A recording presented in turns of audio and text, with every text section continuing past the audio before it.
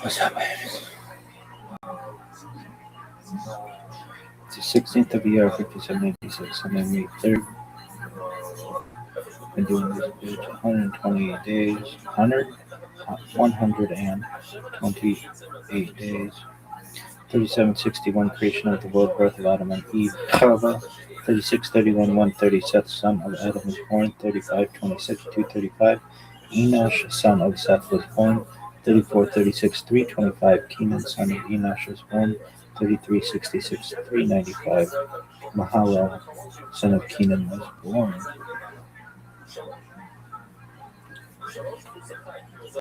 Kuafi Kamal Kualam Kuafi.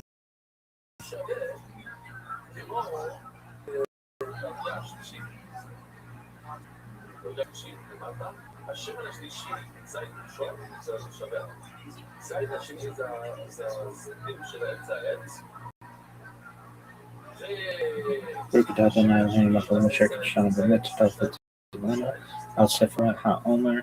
Blessed are you, Hashem, our God, King of the universe, who has sanctified us commandments and commanded us concerning the counting of the Omer.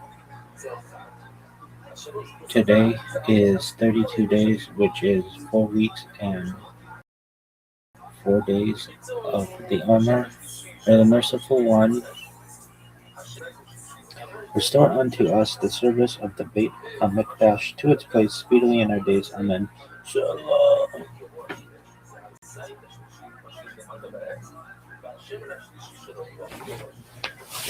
No one really knows for sure. Elevate Ela Divrei Elokim Chaim, but this is the majority of that.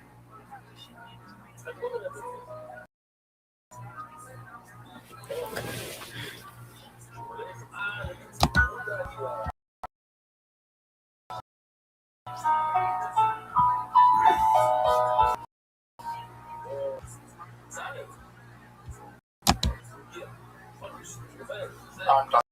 Justin Sledge, and welcome to Esoterica, where we explore the theory, philosophy, and religion, difficult aspects, and starting to study Jewish mysticism and Kabbalah, handle on just how those ideas developed over time. It's tempting to think that, for instance, Kabbalah has just always existed in the form that we have it, or that Kabbalah is just one thing at all. Of course, neither of these positions is really tenable. Such notions developed greatly through the ages and are still developing, and there are now, and there have always been, numerous mutually exclusive schools of Jewish mysticism and Kabbalah. This class is meant to serve as an introduction to Jewish mysticism and Kabbalah from the point of view of its incredibly complex development from the prophets of ancient Israel until the rise of modern Hasidism in the 18th century. Of course, this series isn't meant to be exhaustive by any means, but only should serve as a springboard for deeper study and reflection, and hopefully it will also enable you to situate developments in Jewish mysticism and Kabbalah in their historical and cultural context, and hopefully embolden you to dive into the primary texts, which are admittedly as sublime as they are obscure. Let me express my gratitude to Congregation Tchia for allowing me to use these lectures to reach a larger audience here on Esoterica. If you want, you can find the entire series under the playlist Entering the Garden, Introduction to Jewish Mysticism and Kabbalah. I'll be uploading them over the next few weeks, or if you find these episodes after autumn of 2021 and you want to watch the entire series, you can find them in that playlist. If you find this series on Kabbalah interesting, I'd hope you check out my other content on topics in esotericism, and perhaps consider supporting the production of free academic and scholarly topics in occultism, hermetic philosophy, by joining my Patreon or perhaps with a one-time donation. You can find those links below, and I really appreciate your consideration. Now, let's enter the garden of Jewish mysticism and Kabbalah. Alright, folks, well, welcome back. Let's do a little bit of recapping and what we got through and talk about the Sefer Zohar, which again is one of the most intimidating books that I know of. People talk about how Spirit by Hegel is intimidating. I don't know, the phenomenon of the Spirit's like Fisher Price compared to the Zohar, at least in my opinion, trying to understand it. So as we went through last time, the Sefer Zohar, the Book of Radiance, is a mystical midrash, and midrashic literature is just a kind of Jewish jazz, musician jazz, the literary level. It's where a person will take a piece of scripture and then riff on it, and then someone will riff on that riff, and someone will riff on that riff. You get something that's completely unrecognizable, but it is that if you know you got the riff, this riff came from this riff, you can do the genealogy, the same with jazz musician historians can do. Midrash works a lot like that in the Jewish literary world. And so what we have is a kind of mystical midrash, which is sometimes largely a commentary on various sections of the Bible, although the Zohar is very uneven. Some stuff like Genesis 1:1, in the beginning God created the heavens and the earth, or however how you want to translate it, that verse gets dozens and dozens and dozens of pages, right? And some other texts don't get much at all. So it's very uneven. It's composed of actually several different works combined together, and we talk about some of those minor works within the Zohar, which are self-contained units. Those self-contained units can be very accessible. The Saba or the Yanuka, those sections are relatively accessible. Other sections like the Sifra Ditzniuta, which is only 8 pages or so, 8 dapim, is completely a mystery. It's one of the most difficult texts in all of Kabbalistic history. There have been dozens and dozens of commentaries written on it. It emerged in the 13th century in the circle of a fellow named Moshe de Leon, who we think is the principal author, but scholars think that there are lots of other folks' hands on this. Though, in the traditional world, in the Orthodox world, it gets its legitimacy because it's actually, according to them, traceable back to Shimon Bar Yochai, the 2nd century sage. And what's important about that is from their way of telling the story, right? So the academic owner is a big deal. It was composed in Spain, in the area of León, which is northern Spain, Castile, in the 13th century over a course of about 10 years, beginning around 1270 or so, a little after maybe. The traditional story, the Orthodox story, is that no, it was actually composed in the 2nd century, and it was only revealed to the world in the 13th century. So that it existed the entire time, it just had only been revealed to the world by Moshe de Leon and his circle. And some of the core concepts that we dealt with last time are maybe 2 of the more difficult concepts to grasp, and one of those is Ein Sof. And this is God and God's most transcendent state, which is to say that you can't say anything about this conception of God. This is a conception of God that's completely transcendent. Nothing is true of it, and you can only talk about it in the negative. So this is a way that you can do philosophy with Kabbalah. Remember that in a big way, Kabbalah, the Zohar, is trying to answer a lot of the same kinds of questions that were relevant in medieval Europe at the time, theologically and philosophically. And one of those questions is, can a being beyond all adjectives, beyond all predicates, can we even talk about such a being? And my mind said, no. All you can do is say God isn't wise, because God is wise in a way that you can't possibly understand. And so comparing your wisdom to God's wisdom is blasphemy, and therefore you must say that God isn't wise, or perhaps you could speak in double negatives and say God isn't ignorant, right? And so if God is infinitely non-ignorant, then we can infer from that logically that God is all-knowing, something like that. So this being, Ein Sof, whatever it is beyond all understanding. Now, obviously, it doesn't end there, because if it ended there, we would not be here, right? Something must have created this world. And so that process by which that happens is through the sphirot, the numeration. Again, Howard is so difficult. That's why in most cases you just see that it's left in the Hebrew. But literally it means something like numerations. It doesn't mean number, because we have a word, it's mispar. So it's not that. That's the standard noun derived from the root of safar, but it's not. It's sphirot. It's in the plural, and so it means something like numerations. And these numerations, there are 10 of them, although we've seen other 13, and these are dental emanations of the divine. Now, that's a really complicated way of saying that these are parts of God that flow flow out of Ein Sof. They flow out of that nothingness. They flow out of the vast emptiness of the Godhead. And they flow out, and there are discrete moments in the development of the Godhead, right? God is a process, not a thing in Kabbalah. And so as these things develop, you can tease them out. You say, oh, that's one. And that one's different than this one because of this. And that one's different than that one because of that. So you can see how these things are different because they're different parts of the dynamic process by which God comes into being. And one way of thinking about Kabbalah, all of Kabbalah, is to imagine that Kabbalah is dedicated to the emergence, the development, the dynamism, and the external and internal relationship of the Sefirot, and also the relationship of the Jewish people via Jewish law to the Sefirot. And we'll see that in a big way tonight.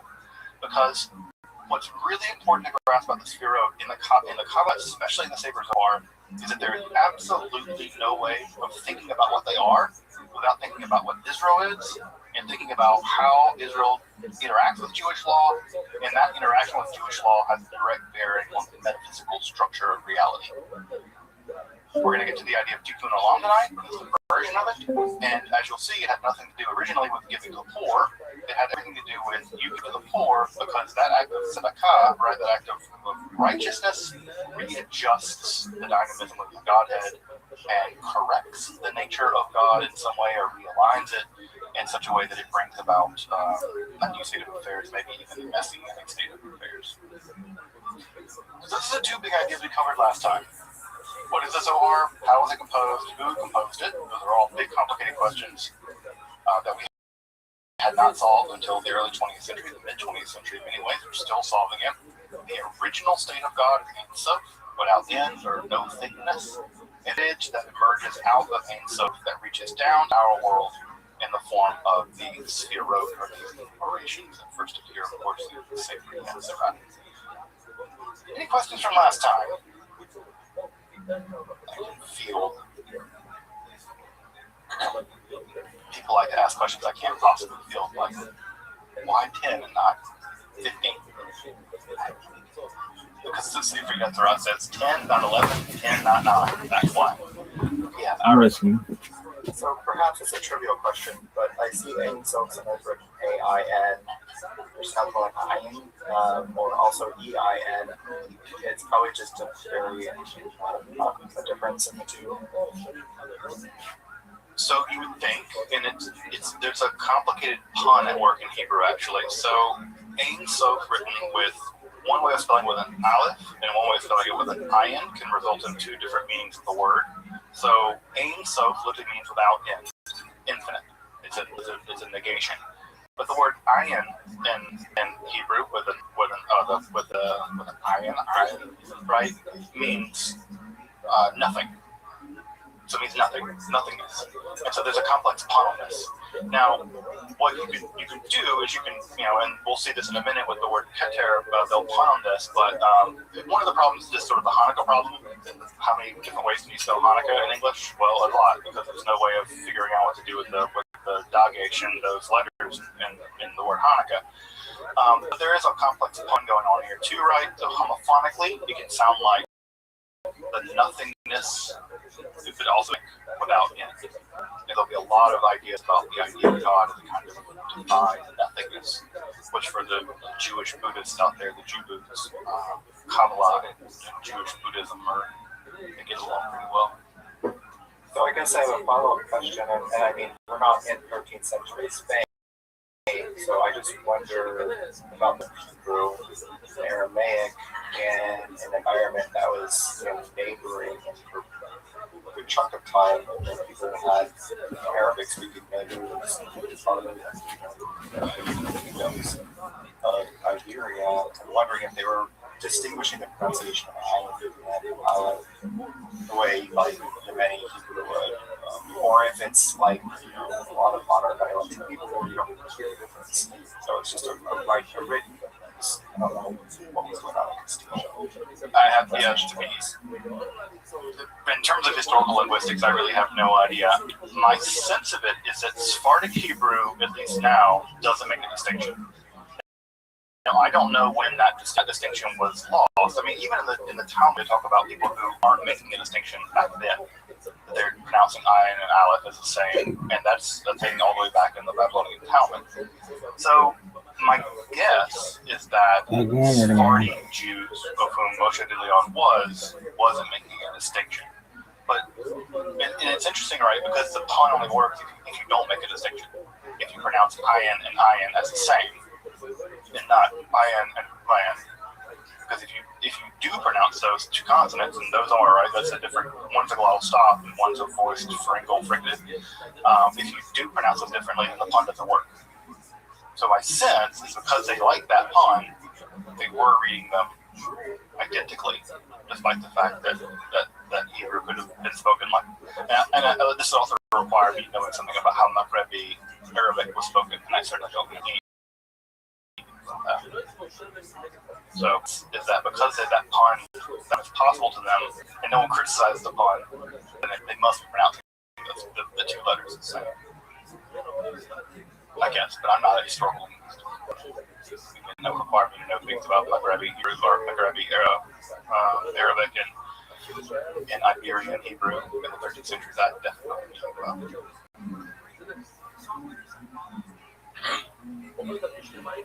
Other questions before we jump into the Sfirot?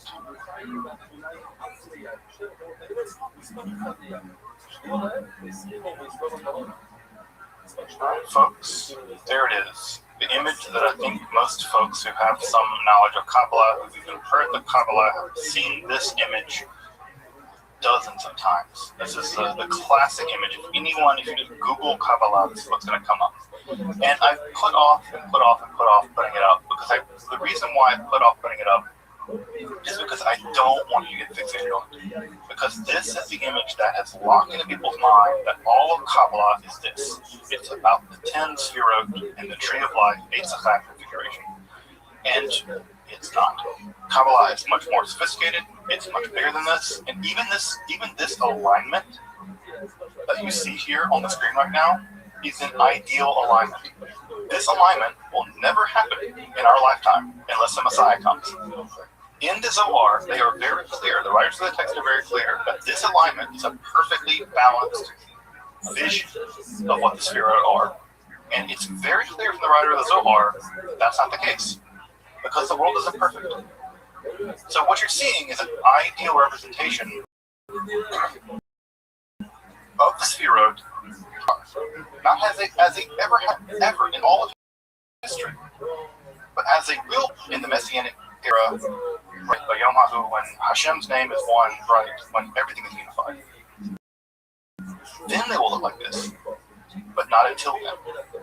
So one of the things I just want to scrub in people's minds is that this is what the Sfirot look like. They don't like this in the Zohar. They do not like this. Because if they did, our world would look very different. Because our world and the supernal world in the Zohar mirror each other. And our world's out of whack. If anything has happened bad to you today, if anything's bad to happen to anything at all, then that means that the supernal is also out of whack. Which means that these relationships. So the thing, keep this drum. The thing I want to pound out this drum is that this is an ideal representation of the Sfirot, not how they are. They're always in an inner dynamic relationship, right? God is sort of polyamorously in a relationship with God Himself, and all the various people, entities within God's self are always out of whack. So what is it that's out of whack? Let's go through them quickly, right? The first Sfirot, right? You see how this is open at the top? Because that's open to Ein Sof. Everything emerged from Ein Sof. So from up above here be nothing. And yet here was everything. Ein Sof is up here. And then the first thing to emerge was the crown of God. The first apparent thing of God.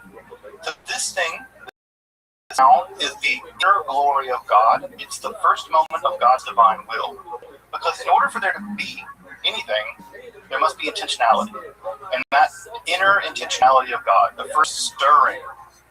I mean, this is a part of you. Have folks ever woke up before their alarm?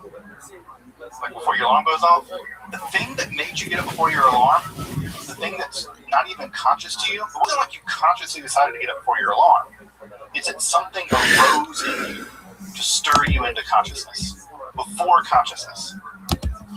Imagine this is the thing that gets up before God's alarm goes off, right? Keter is that thing. It's not conscious. It's not a thing even. It's completely unknowable. You can never know the thing that stirred you to get up 1 second before your alarm. But something stirred inside you in your primordial consciousness. And that first thing is Keter. And we can know nothing about it. Except for it must have happened. We can logically deduce it because things are here.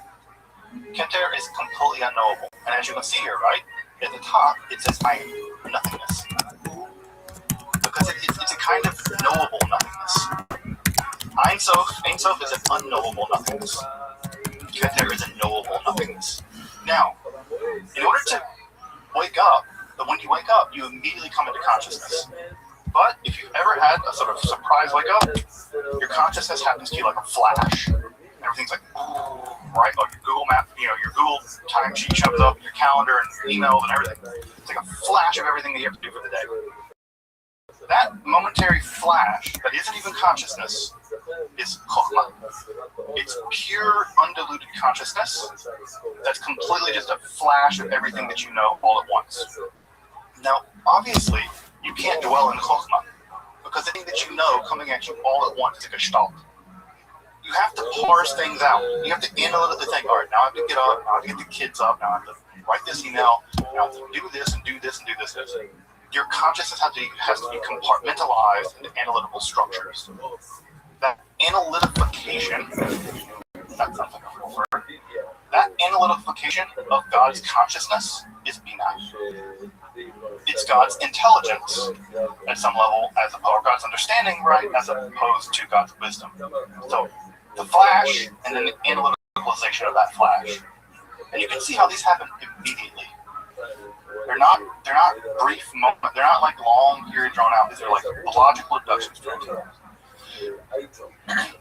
We'll come back to Dod in a minute. Dod's a weird sphere. Immediately flowing from Binah, we have Chesed. Chesed is the immediate moment where if you're doing things right, you know everything you have to do in the day. What is the first thing you should do? Take care of yourself. You know you got a lot to do. What's the first thing you should do? Make some breakfast. Get some coffee. Take care of yourself. This is chesed. This is the part of you that's loving kindness, pure loving kindness. But if you stay in loving kindness, you're never going to get anything done. You can't just love yourself all day. And how do you do that? You judge yourself. I got to do the work. I got to write this email. This email feel bad. This guy's bothering me on the email. So what do you switch to now? Judgment. You have to move out of the world of chesed to the world of judgment. And judgment is a part of you that judges. It says this is worth doing and that's not worth doing. This is the email I respond to. I don't like this guy. Who cares what he says? It's judgment. Judgment, when it's unchecked by chesed, that's evil. If you're just pure judgment, that's terrifying. Because pure judgment, unchecked by any loving kindness, can just be violent, vengeful rage. And in fact, in the Kabbalah, as we'll see tonight, this is where evil comes from. Imagine a bowl being out of chesed, right? And then the chesed flows immediately to gevurah. Imagine gevurah flows out a little bit. Pure, unchecked judgment flows out. That checked judgment that flows out, that's evil. We'll get to evil type. Now, when all of these things are in balance, all these upper spheroid are in balance, that forms the most beautiful thing imaginable. The balance between justice and mercy, between analytical thought and pure insight, between the divine nothingness, that is Tiferet. It's the perfect balance of everything that can be made. Because you know how to judge, you know how to love, you know how to think, you know how to be wise. And Tiferet is the womb of creation. Everything becomes balanced in the womb of creation. From Tiferet, we have Netzach and Hod. Netzach and Hod are very strange little sphere that don't get enough attention, but I think they're very interesting. This is the fact that you have to persist. When you get perfectly balanced, I don't know about you, folks ever gone to the gym and you meet your like fitness goals, or you reach your intellectual goals, or you reach whatever goals you have, and you want to stay there, you can't stay there. You have to continue to grow. Netzach is the part of you that continues to grow. It's a part of you that pushes you a little further than you think you can go. And then Hod is a part that's a little more inward, right? Because if you think you can only grow, you have nothing but blind ambition, well, that's unbalanced. So you need to check it. What do you check it with? You turn inward. You become introvert. In many ways, Netzach is a principle of God's extrovertedness, and Hod is a principle of God's introvertedness. Those come together in Yesod. And Yesod is something like absolute divine unity, concentration. Everything comes together in Yesod. And this is God processing. God is processing outward momentum, right? Because that's how we imagine this thing. Well, it's never balanced like this. It's balanced between God's exuberance and God's interiority. I'm a very introverted person. Rabbi Rothschild, as you may know, is an extroverted person. Imagine the two of us combined. We somehow have a very curly beard, more hair than I have. Both of these things combined is Yesod. This is the phallus of the divine. But the phallus of the divine isn't balanced. And so what must be matched to it? The vagina of the divine. The vulva, the core vagina of the divine. And Yesod and Shekhinah fold in upon each other. You must think about this thing in like 3 dimensions. They fold upon in on one another. And into that folding flows out pure Shekhinah. And you can see here it's open at the bottom, almost like a womb, right? It's open at the bottom. And you are here. This is where our world is, in the world of Malchut. Malchut is kingship. I think better, queenship. Because the Shekhinah is how we interact with God in this realm, in this part of power, in this part of reality. We only really approach God as Shekhinah, as the feminine of God. And so here, this is the area of reception and expansion of God's power. Just as the womb grows to hold a child, God is expanding. This is a part of God that receives all of the Sphirot. And not only that,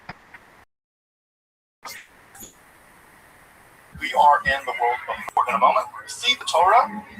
What do we do with the Torah? We become pregnant with the Torah. We become wedded to God. Israel is always female. In the idea of Kabbalah, Israel is always female. We are wedded to God. We catch, in some way, this divine recession. And then by right? So it's not just that Malchut and Shekhinah are passive feminine. That idea, Kabbalistic idea. It's not passive feminine that Shekhinah is. Shekhinah is also receiving, but very importantly, processing back up, recessing back up. And everything we do down here gets mirrored back up the entire structure. This is the Kabbalistic solution for the problem we mentioned last time. How do you bridge the infinite and the finite?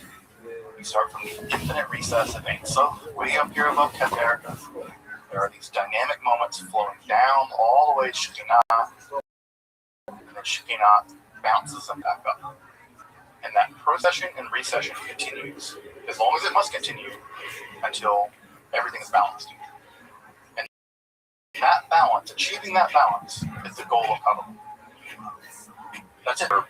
Denial of your ego. It's not the obliteration of desire. It's not you being whatever, because it's not thought about it. It's you. It's not about you. This text imagines Israel, the corporate Klal Israel doing this. So the thing here that's at work is the rebalancing of the structure of reality. That, to the Zohar's mind, read the Zohar, that's the goal. It's achieving metaphysical, cosmic, interior, communal balance. And that's a metaphysical thing, it's a physical thing, it's all those things, because all of them are part of God. So, this is the image you've seen. It's the image I'm sure you've seen of Sphirot, and that is the 2-minute, 3-minute explanation of what's going on there. Now again, what I want to drive home about this is that this is never balanced. It's never balanced. Because if it were balanced, right, Gevura, we would not live in a world in which there was suffering and violence. Now it's not to say that in the perfect world there won't be some kind of violence. There might be all kinds of violence. It just might be that balance is matched by chesed. Because again, the writer of the Zohar doesn't imagine that in the perfect world the death penalty will go away. It just imagines it will be executed properly. Because in Jewish law, which is the perfect example of law according to the Zohar, there are death penalty cases. There's 4 modes of the death penalty. You can be beheaded, you can be burned, stoned, strangled to death. So the Zohar imagines that people will be executed, even in a perfect world. But their execution will be just. It will be part of the Gevura, being punished, being done correctly. So, again, don't put your liberal, progressive, woke ideas on the Zohar. Just don't do it, because that's not the way it imagines a world. What's important is to imagine the way it imagines a world. Is the Torah, the laws of Moses, revealed by God, or how this gets balanced out. We'll come back to that more in just a moment. Let's talk about the Shekinah. Sorry for the text being so small on this slide. I'm not sure why. Not the reason why it is because it's my fault. I put too much text on one slide. It's very simple. The word for Shekinah is actually coming from the word for to dwell or to settle. The Shekinah is the thing about God, the part of God, the aspect of God that settles amongst the world. It's a part of God that exists at our register of reality. And this idea has a couple of different historically important precursors that I just want to mention. The first is that you may know this, but you may not, that in the earliest instances of the discussion of Yahweh, Yahweh had a wife. Early images of Yahweh actually having a consort or a wife, and this being Asherah, the earliest depictions we have of Yahweh actually depict this being as having had a wife. And so early on in Israelite literature, there's always a very difficult relationship with the idea that God could have a feminine consort. And one way of dealing with that was to condemn everything dealing with femininity, everything dealing with the feminine aspect of God, especially Asherah, and punishing the worship of Asherah. The other thing you can do with that is sublimate that. Good old classic Freudian terms. What that means is that there are all kinds of aspects of God that sort of get divinized, particularly God's wisdom. And if you've ever read the book of Proverbs, there's a long section where wisdom becomes almost a kind of feminine god, where she's described as perfect, beautiful, and she's contrasted with the alien woman, the Isha Zara. But there's an idea that wisdom can be personified and maybe even deified, and that idea is going to become hugely important in the Zohar later. Also, the idea that God has a kind of presence in the world that's distinct at some level from God. That God can appear as the angel of the Lord, or God can appear as a fire coming down the mountain, or dwelling in the Mishkan, or as a pillar of fire during the day. There's an idea that God's manifestation in the world can be different than God somehow. That there are two possibilities of the reality of God. And what ends up happening by the time of the Babylonian Talmud is that this term for the presence of God is sometimes referred to as Shekhinah. This is the presence of God. Literally, the word means presence or indwelling. And while the noun here is in the feminine gender in Hebrew, it's never the case in Talmud that they think of the Shekhinah as a woman, as a feminine gendered, woman gendered entity. Because they just think of it as a grammatically feminine noun, not as a woman. So as you might imagine, when the Zohar, part of what the Zohar is going to do is the Zohar and the Sefer Bahir are going to be mystical, not in that they read things in very elaborate, very obtuse ways, they'll do that too, but how they read things very literally. And if the text says the Shekhinah, and the Shekhinah is in the feminine gender, it must be feminine. Full stop. It just is. It's not just a grammatical reality, it's an ontological reality. And what we'll see, it is the case that there often is bridal language used. So, for instance, one of the things that you may know is that there are a couple of books of the Bible that the rabbis were always very, very, very nervous about. One of those was Kohelet or Ecclesiastes. Another one of those books that the Bible is very concerned about was Esther, never mentions God. And another one of those books the Bible is very concerned about was the Song of Songs, because it's about teenagers having sex, and that seems weird. So the rabbi said, look, it's not about teenagers having sex, it's about the relationship between God and Israel. Well, if God is the masculine partner in that relationship, well, what does that leave Israel? What leaves Israel the feminine partner? Well, some further speculation said, well, no, it's not Israel being feminine, it's another part of God. And so we have this idea developing over time, and there could be an entire long series of lectures on development of the Shekhinah. But we see that over the course of about 1,000 years, this concept goes from being a grammatical construct with an element of God living in the world to being an ontological metaphysical construct with actually God being feminine. So there's a lot of complicated things going on in that. Also, what's worth pointing out here, and I don't want to dwell on this too long, is that in the old Gnostic mythology, this is the mythology that developed primarily in texts like the Apocryphon of John and some other texts as well in the Nag Hammadi library and the larger Gnostic world. The Gnostics, as you may remember, were a group of Jews and Christians and pagans who believed that knowledge, as opposed to faith, liberated you from this world. But if you knew certain kind about this world, you could escape from it. And that's, it's knowledge saving as opposed to faith saving you or belief saving you. There was a divine emanation scheme, just similar to Neoplatonic stuff and Middle Platonic stuff, where God flows out of God's self. And at the very last rung of that process, there's a disaster. Rung is an entity called Sophia, wisdom, a very similar entity we find in the book of Proverbs. And Sophia wants to create without reference to the divine world, and she ends up creating an abomination. This thing is called Yaldabaoth, which is probably a Hebrew word for this chaos child. And the text describes it as a living abortion, which is something really dreadful about that idea. But it's alive and not alive. It's ignorant, blind, chaotic. And it creates an entire world to mirror itself, and its insanity in that world is our world. Our world is the world of that evil entity creating it. And the world is just a prison for us. It's a giant trap. And so what ends up happening, and not to rehearse this too much, is that there seems to be some good evidence to say that elements of that kind of mythology survived in Judaism a lot longer than it survived in Christianity. We see similar elements to that in the Sefer Bahir, where it describes wisdom, Chokhmah, as a maiden from a far-off land or a maiden from a foreign land cast into our world. So we think there may be connections all the way back to the late classical world and this Gnostic world, which again, that term is a bit problematic in a lot of ways. But we think that maybe the term emerged from that milieu. The last thing I want to say about the origins of the Shekhinah are two things. One is we're living in 13th century Spain. If you know anything about courtly culture, idolizing remote women is all the rage in troubadour literature. It's all about the iron who's completely virginal, and you have to sing all these, never have her.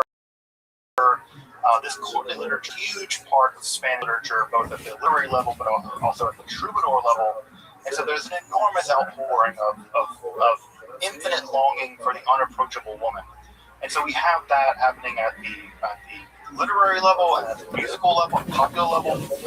Also, the other thing I should point out here that's also very important is at the same time this is going on in the Jewish world, the Marian cult in the Catholic world in Spain is also getting this game.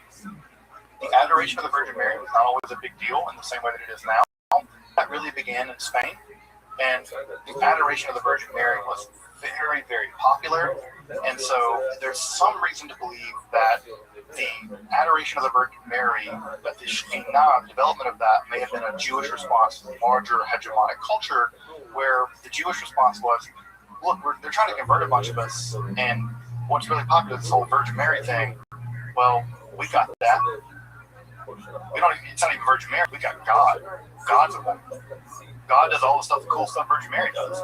And so if you read the Zohar carefully, a lot of the stuff it says about Shekhinah looks a lot like the kind of stuff that developed in the Marian cult.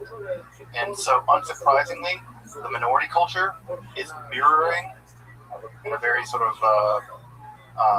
hybridity way, something like Homi Baba, that they're hybridizing the Marian cult and developing a hybridized version of it, and that hybridized version, leaning on their tradition, becomes the Shekhinah. There's a lot of debate about that, but I find it to be a very convincing analysis, especially when you take some post-colonial studies and apply it at some level to that stuff.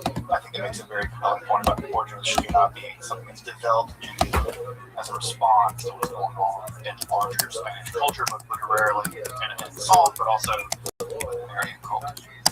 And again, we use the word culture not to diminish their religiosity. It's just we use the word religious, so we use the word cult to indicate a very specific kind of attention. That aspect of God. This Sefer here, we have murmurs of this, but it's so hard that there is a definitively feminine aspect of God, and at some level that's being intense.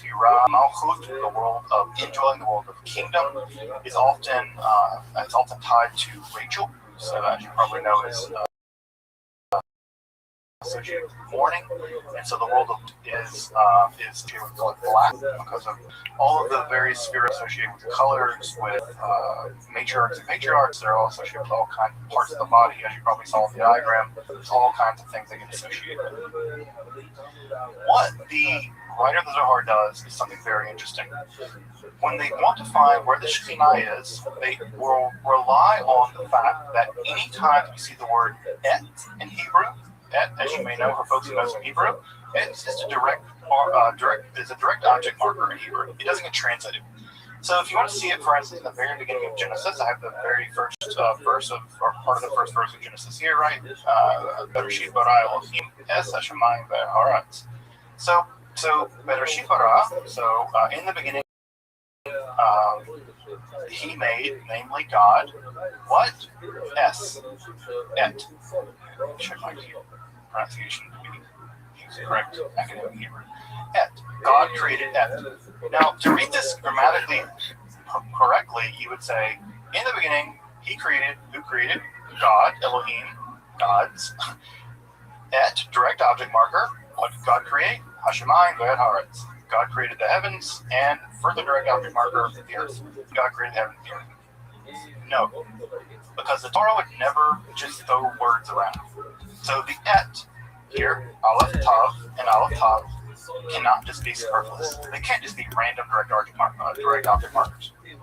What are they? It's the Shekhinah. The Shekhinah. And so they say, no, this is the world of the Shekhinah, that this world perhaps is the world of the Sefirot, and then after the Shekhinah is Hashemayim ve'haaretz. The heavens come first, then Shekhinah dwells in the earth, the hot. And so what we have here, right, in the Eretz, so that is a very Kabbalistic reading, also an incredibly literalistic reading of the Bible, where a direct object marker, et, is not just a direct object marker. It's the creation of the emanation, rather, of the Shekhinah into the heavens, and then further into the earth, into the world of Malchut, into the world, our world. There's a lot of big deal about this. But Zohar is all about this, because it means that Shekhinah dwells in the heavens, and she dwells in the earth. And notice who does not dwell in our world. Elohim.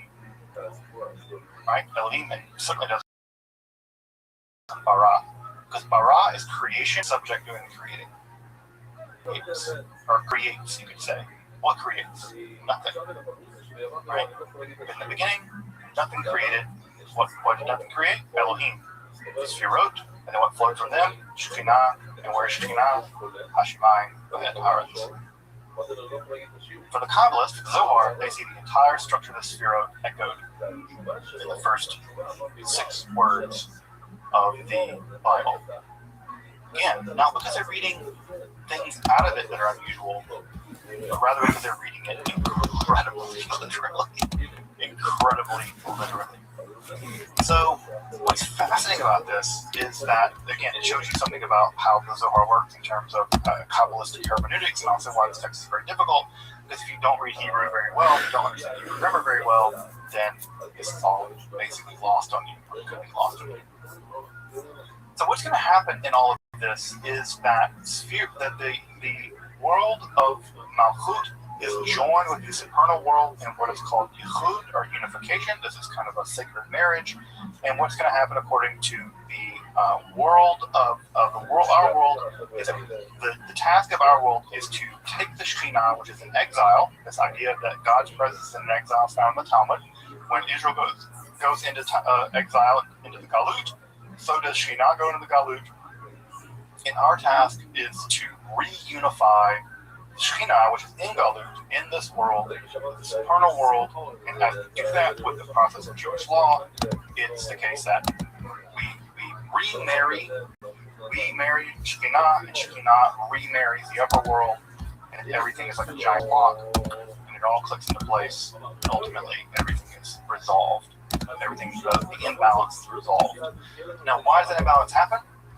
The Zohar never says. And as we get later on, next time, into Lurianic Kabbalah, we will learn why, according to at least Lurianic Kabbalah, why the primordial imbalance happened. And we'll get a big drama about why it happened. We'll get to it next time. So what ends up happening here is that we are plunged into matter, and we have to return back by redeeming matter. Now, what's different about, for instance, Kabbalah and maybe Gnostic text is that there's nothing wrong with matter. It just needs to be redeemed. Just like a coupon. There's nothing wrong with a coupon, but a coupon needs to get redeemed. And so the idea is that you redeem matter. Not that you rescape it, not that you betray it, not that you get rid of it. It's not bad or evil, but it's in need of redemption. How does that redemption happen? It happens through this spiritual process of being reunified with the supernal world. Even what happened in the Garden of Eden, that really went awry, it's not really clear what went awry, is that there's some indication, at least in some sections of the Zohar, that what ended up happening was that Adam became so infatuated with the supernal world that he abandoned his material life. That Adam was actually two pious. So notice it's a complete inversion of the Garden of Eden story. In the Garden of Eden story, it's that, in the original version, it's that human beings are too worldly, they're too sexual. And that version is that they committed sex or whatever, they did some kind of thing or whatever it was, and that being focused too much on their bodies messed them up. No, in the Zohar version, Adam is actually too fixated on the Shekhinah, and his partner, Chava, life, physical world, feels abandoned by him. She's not satisfied by him. She's not he's not doing his duty, and that's what allows her to be seduced by the Nachash, by the snake. And so the traditional version is all the blame put on her. She gets tricked by the snake. But in the Zohar's version, at least one version of the Zohar's version, it's his fault. He's a negligent husband. Because he's so focused on the supernal world that he's not focusing on the physical world, which is his world. The physical world's our world. And the Zohar is very clear about this. You cannot focus just on the spiritual world. You cannot become a monk. There's no mystical Kabbalistic monks. You are obliged to deal in this world. It's only by dealing in this world that you can actually deal with the spiritual world. So again, how does this get fixed? Well, Moses eventually comes and gives us the Ten Commandments and gives us the Torah, and it's by combining the spiritual and the physical. Again, the Zohar is all about balance. Combine the spiritual and the physical, that we begin to climb the ladder again. Adam focused too much on the world of the supernal. Other patriarchs focused too much on the world of the terrestrial. He has most combined them into one another.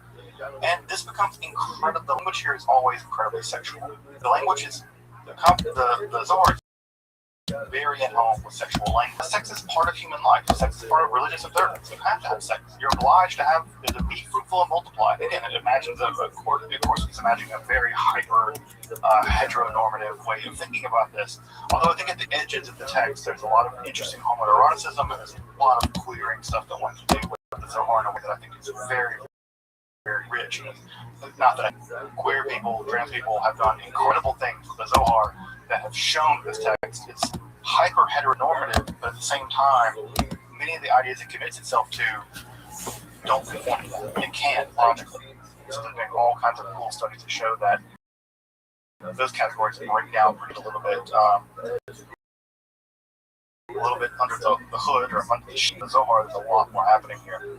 The idea ultimately is that there's a sense, kind of sacred marriage between Israel and Shekhinah, the Shekhinah and Israel, and by the observance on the as a kind of ritual act of intercourse. The observance of law is kind of intercourse. That as you do the law, you're kind of having spiritual intercourse with the divine. Because it's only because the Jews have a covenant with God, a marriage contract with God, that they can do the things they can do. The only similar thing to that Jewish custom is sex. It's only by having a certain kind of relationship with a certain kind of person that you can have sex with them. Well, because God and Israel have this relationship, then it must be the case that all of these 613 rules are fundamentally a kind of intercourse with the divine. And so it's long, all incredibly erotic terms. And so this is very much like things like Shabbat. As we'll see next time, Shabbat becomes incredibly linked in Kabbalah as sort of the core observance. In fact, if you've ever done Kabbalah Shabbat, which I imagine most people in this class have, Kabbalah Shabbat is a completely invented service by 16th century Kabbalists to reenact the marriage between God and Israel every single week. So if you've ever sung Lech Adodi, that's the reason why you sing it. It's because you get married every week to the Shabbat. And that idea comes directly back from Zohar. It's become so ingrained in Jewish customs that it's now a service that basically every Jew does every week. In fact, I would say even liberal Jews, if they only go to shul once a week on Friday nights, they're doing Lech Adodi, they're doing Kabbalah Shabbat. So they're doing the Hyros Gamos, they're doing the sacred marriage as it is understood here in the Kabbalah. Now, this hyper focus on sex is probably a dig at the Catholics. One of the things that Judaism did have going for it, that Catholicism didn't, is that Catholicism is really down on sex. I don't know if you know this about people. They like sex. People love sex. It's a big thing. They like it. They get down on it. They pay for it. People sell it. It's a big part of the internet. It may be the reason why the internet exists, basically. We may just be piggybacking on like video games and sex. So I think that's actually true. It's probably we piggyback on military intelligence, Pornhub, and video games. And I think now video games and military intelligence are probably the same thing too. So at any rate, it's very much the case that part of this whole attitude towards sex is very hyper heteronormative and very much in the marriage environment. But it's also the case that this is probably a dig at Christianity, because Christianity is all about priestly celibacy. It's all about the perpetual virginity of Mary, and it's all about the fact that Jesus and Paul were never married, and I suppose never had sex. And the Jews at the time, the rabbis at the time, are like, yeah, that sucks. Sucks for them. They got to be celibate. Mary never got to have sex, or at least she only had sex with God, kind of, or whatever. And Jesus and Paul never got married, never had sex. Like, they're inferior. Even the average rabbi down the street doing some Kabbalah gets laid at least once a week. And your God never got laid? Pity for your God. Right? Your main prophet, Paul, was like, hated his body, hated having sex. Something wrong with him. Like, we ain't got that kind of problem around here. So, I think also a lot of this hypersexual stuff going on in the Zohar is also a dig at Christianity. I think it's a dig at Catholicism. I think it's a dig at their relationship to the physical body at some level. And again, part of maintaining community by saying, yeah, you can have sex. It's great to have sex. You've got to have sex. But know that your sex is part of this mystical thing, and it's very carefully constrained. Right? So those things are also true as well. If there's good stuff, like sex, bad, of course, that's evil. And evil is thought of as part of God. This is called the Sitra Achra, the other side. Now, what's important to know about the history of evil in the Jewish world and in the Christian world is that evil in the classical theologies of both these worlds was thought of as basically a kind of privation. That evil was something like cold. Cold is just a lack of heat. Darkness is just a lack of light. Darkness is nothing on its own. Cold is nothing on its own. And so, because these things are just negations of something else, they don't really exist. So, evil is just a non-existent place where God isn't. It's where it's a part of you that rebels against God. It's part of your heart, according to Augustine, that rebels against it. Empty your heart of the divine grace, and that emptiness inside your own heart, that God-shaped hole, that's evil.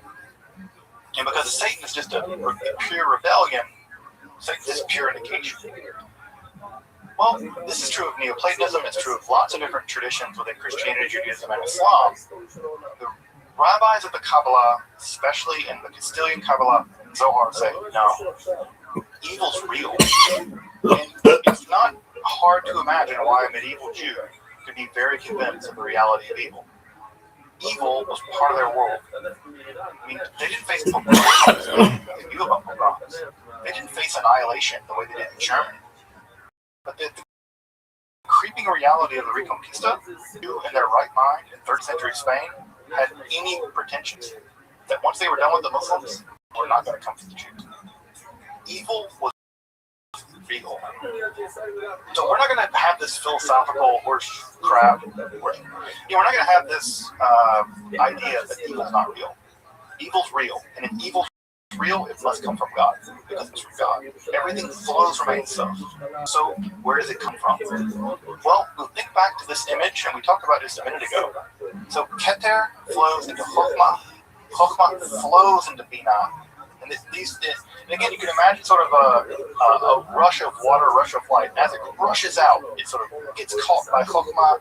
And as it rushes back over to Binah, it gets caught by Binah. As it rushes over to Chesed, it gets caught by Chesed. But as Chesed rushes over to Gevurah, you can't catch it all. There's so much power flowing now that it hits into Gevurah, and it's like a bowl when you pour water into it. Some of it runs out the side. Or it's like the famed image in the Zohar. Miss Aquarius. Any other one is the image of the black. Miss Aquarius, I need about 10 minutes. The forge of an item in a blacksmithery, right? A smithery. Can you hear me? That hot metal. And the only way you're going to get a fork or a knife or Can you hear me? or a sword or whatever, you pound it. You have to pound that metal. There's no way Hello? to shape the unformed metal without pounding on it. Hi, can you hear me? Pound on it.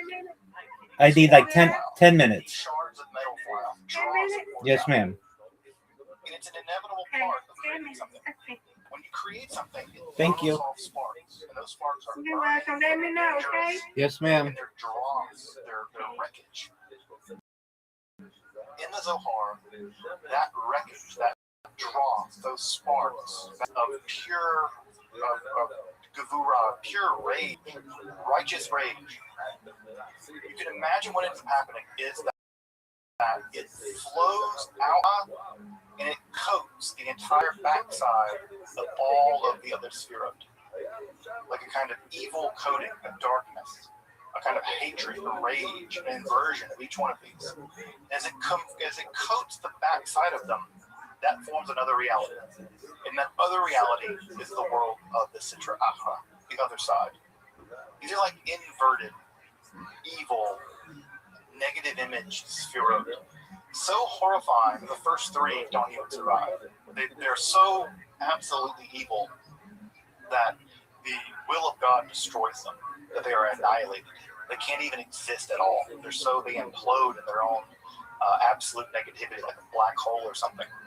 But the other seven, right? So the first three implode and vanish. The last seven, they continue to exist. Oh, I should say this about Binah, or about Da'at. Sorry. In some schemes of this, you may see another Sefirah here, another Sefirah right here. It's called Da'at. It means knowledge. The reason why there might be another Sefirah here is because Keter, because it's so not a thing, they don't count it as real. You need nothing. You need something else to make the 10 up, and Da'at becomes a kind of pseudo Sefirah. It gets really complicated. We can't get into it for the purpose of this class, but it ends up being a balance between the completely nothingness of Keter, of Chokhmah and Binah, and the balance of these three, just like these are balanced here, more balance in Tiferet, you get a balancer here and Da'at. But often you'll see it drawn sort of like a dot circle to be Da'at. If you have questions about that. At any rate, that is thrown off, and that becomes evil.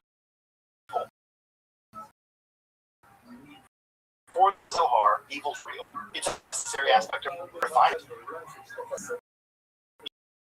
You can't get rid of it by refining it to purification. How does one purify it? One purifies it by the process of old seeds. Now, as we get to later on, what's important to know about this, I'm going to go a little bit over, but I think we'll get a lot of this done. So, the Zohar doesn't imagine evil as an inherently bad thing. It imagines it as an excess of something that has to be tempered.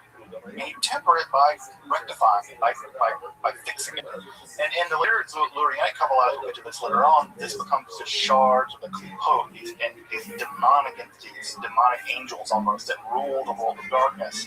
And that world of darkness can creep into our world. And one of the lines in the book of Genesis that the Zohar really harps on in this is it talks about the 7 Edomite kings that died. And this is a throwaway line in Genesis 22 or something.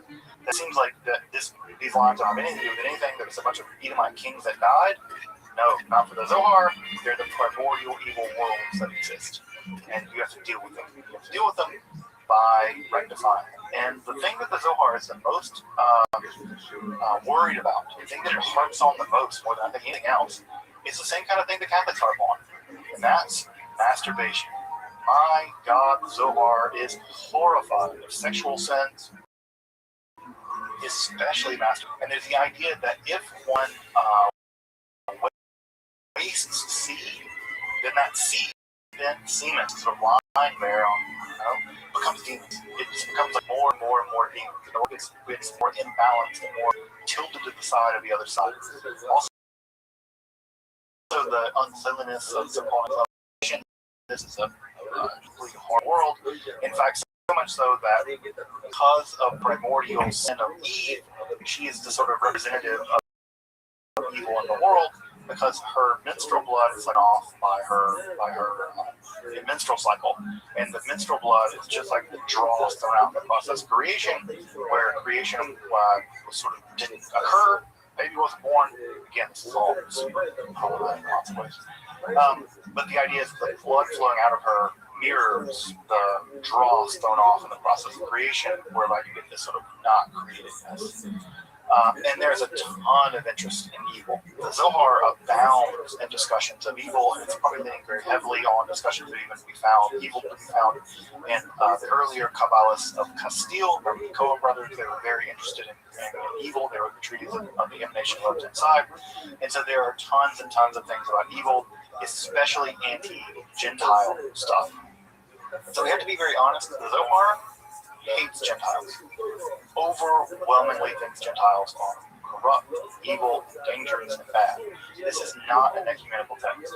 At any stretch of the imagination, you cannot read this text and imagine this text has anything good to say about Gentile people, non-Jewish people. It's very negative on them. And so, again, are you that surprised? Again, imagine being Jewish in 13th century Spain. Do you have positive interactions with non-Jewish people, with Christians? Not really. It's unsurprising they're going to have a negative attitude when it comes. Now, does that mean that the Zohar is inherently bigoted? It might. It might mean that it's a bigoted text, especially if you take those same attitudes and apply them to non-Jewish people now. Yeah, it's going to result in you being real bigoted, mystically bigoted. Probably the worst form of bigotry. So we have to own the fact that stuff is in there and deal with it as Jews. Study the Zohar and study the Bible. You have to understand there are bigoted things. Jewish people there, and you have to deal with them, and whatever it's fit to deal with them. And they can lean on that because the historical character of Shimon Bar Yochai himself was heavily oppressed by the Romans and the Roman colonial project in Judea, and also Shimon Bar Yochai says some of the most shocking anti-Jewish, anti-Gentile stuff you can find in the entire Talmud.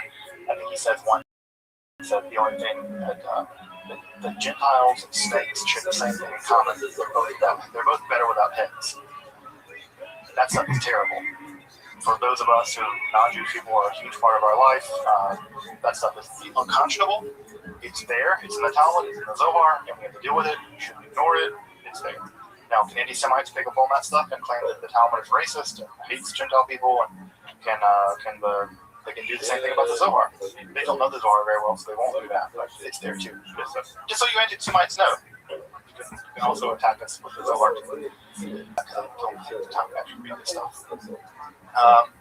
The demonology of the Zohar is very complex. You have numerous stories of demons in the Zohar, and that's not surprising because you have the exact same kind of demonological stories flourishing in Christianity at the time. This is the exact same time that you get a rapid rise in demonology in the Christian world as well.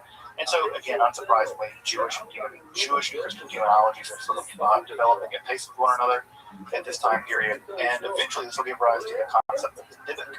And we'll get to the Dybbuk in a little while when we get to concepts of possession and exorcism in Judaism that began to emerge primarily in the late 16th century. So the Dybbuk, you heard of the idea of the Dybbuk, it's going to emerge primarily, at least regionally at some point. So last thing for the night. What's really important about the Zohar is that it's an incredibly conservative text, which is to say it wants to defend rabbinic tradition. It's very wed to rabbinic tradition. There's no interest in sort of rabbinical tradition. Now it is saying the rabbinical tradition in very exotic and very avant-garde ways, but it's very worried about philosophers. Because philosophers are the most dangerous people in the world, y'all. I don't know if you know about us, but we're dangerous people. That's why they kill us from time to time. And one of the things that worried the writers of the Zohar is that the Jewish philosophers at the time, like Maimonides, argued that basically all the weird stuff in the Torah is just symbolism. It's just metaphor. And really, God is really concerned about you being reasonable, being rational, being a good person. And if you understand the Bible in more terms than that, you're probably engaging in some kind of stupid idolatry. Because you just don't know better, you're not really trained as a philosopher.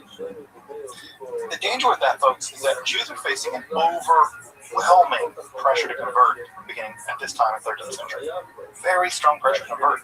They can be given land and title and deeds. They can be given all kinds of encouragement to convert. Conversion is very, very attractive. Again, forget, we're 190 years out, 200 years out from the Alhambra decree in 1492. The pressure is already on for Jews to convert. And as you can imagine, a wealthy Jewish doctor, wealthy Jewish poet, Jewish, rabbi who's having a lot of pressure to convert. If he's a Maimonidean and believes that really God, the Jewish law, the kind of metaphor, and angels are kind of metaphors, are you going to stick your neck out for a bunch of metaphors?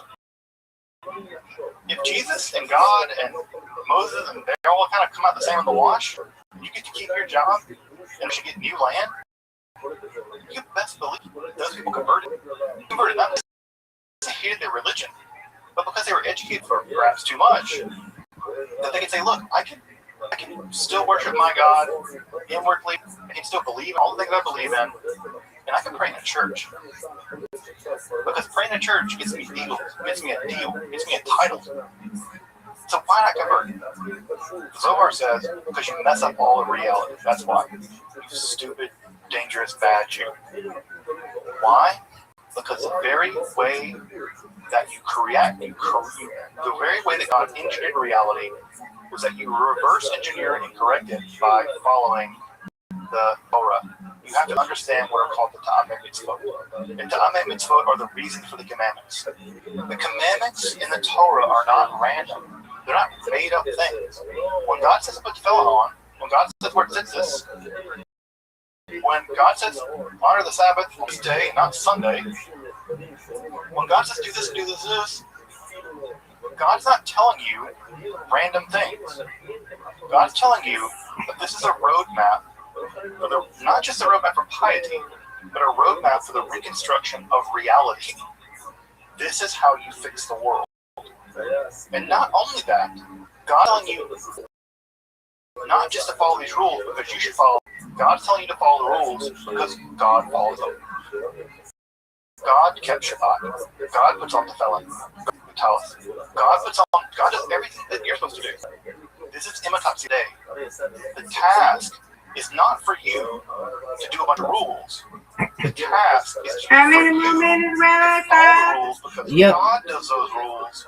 And insofar as God does those rules and you do those rules, you are co-creators of the perfect world. And it's only by doing that, it's only by following them scrupulously, especially the rules that make no sense. It's only by following those rules that seem to make no sense that you have any chance at all of fixing the world, of balancing out the world of Sefirot, the only way you can do this, the only way that the world would fix, is by Jews being observant Jews. So, again, to drive this point home, the Kabbalah is not liberal, hippy-dippy Judaism. The Kabbalah is the most radically, legally conservative Judaism you can imagine. And why? Because the esoteric meaning of the mitzvot is that they are actually part of a reconstruction, recreation, renovation of the world. The renovation of the world, tikkun olam, the reparation of the world. And it's only by following the Jewish law as scrupulously as possible, especially the parts of it that don't make any sense, is that accomplished. So, in the same way that God created the world and God mandated the various holidays, the mandating of those holidays is not just you doing things, it's not just Rosh Hashanah or Kippur and Pesach. These are divinely mandated temporal structures in which one can correct the world at a very specific way at a very specific time, but you can't correct the world any other day of the year. You have special powers that day, right? And you have to correct the world. And the Zohar loves, for instance, very minor holidays. Sometimes you travel to Israel, they'll ask you what a Jewish holiday is, they're trying to weed out, I don't know, rabble-rousers. Right? They're trying to weed out people. Well, I've always wanted to mess with them, right? And say, yeah, my favorite holiday is Shemini Atzeres. Shemini Atzeres, the most obscure holiday ever. But the Zohar says Shemini Atzeres is the most important holiday in the world to come. There'll be no more important holiday. Yom Kippur will be a joke. But Shemini Atzeres is a completely obscure holiday, right at the very end of the Chag. No, that's what's really important. Because that's what's going to be important in the world to come, right? So all of the holidays get these heavily mystical meanings. Counting of the Omer, something that seems completely ridiculous. You're counting down the days to bring a piece of it. Grain, the thing that we don't even do anymore? Oh yeah. Oh yeah. Counting of the Omer is incredibly important. Because you're not just counting down the Omer, you're counting down the reception of Torah. So you get to replay the entire process again. So everything becomes heavily imbued. If you've ever stayed up late on Shavuot, have you ever done a tikkun on Shavuot, stayed up late on Shavuot studying? Yeah, you've done something Kabbalistic. Why? Because the entire process, right, is by receiving the Torah again. You have to get Mona. Studying to receive it again. And so you get a completely cyclical period of time. The Zohar is imagining a cycle, and that cycle gets you, and it spirals up, right? You start from here, cycle, until eventually we reach the world of the divine. And it's through the process of the rectification of the divine, tikkun olam, that the world's redeemed. Now this gets liberalized in our modern conception, right? It means like be a good person and do nice things and make the world a better place. The closest you not imagine it is like make this world a better place. It's the idea that you're renovating this world metaphysically, ontologically, cosmologically. And so that idea is found deeply and the sacred Zohar.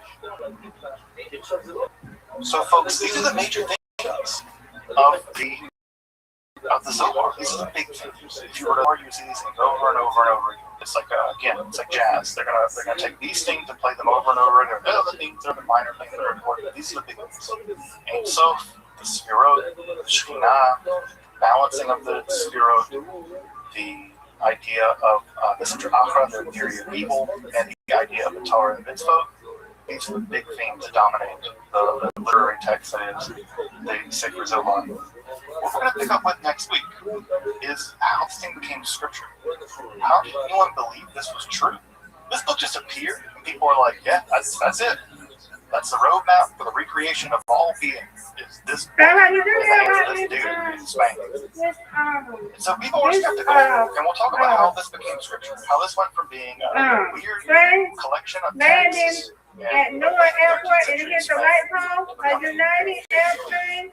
the cornerstone of Jewish theology. No, I was not aware. I'm pretty sure you've ever heard I just accidentally was doing something that it just went to YouTube and it played this and I was hearing it and I'm like, wait a minute, what?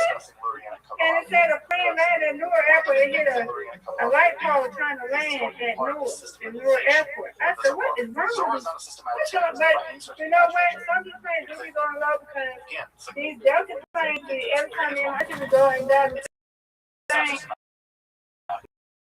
you be seeing these planes going low, and even my Uber driver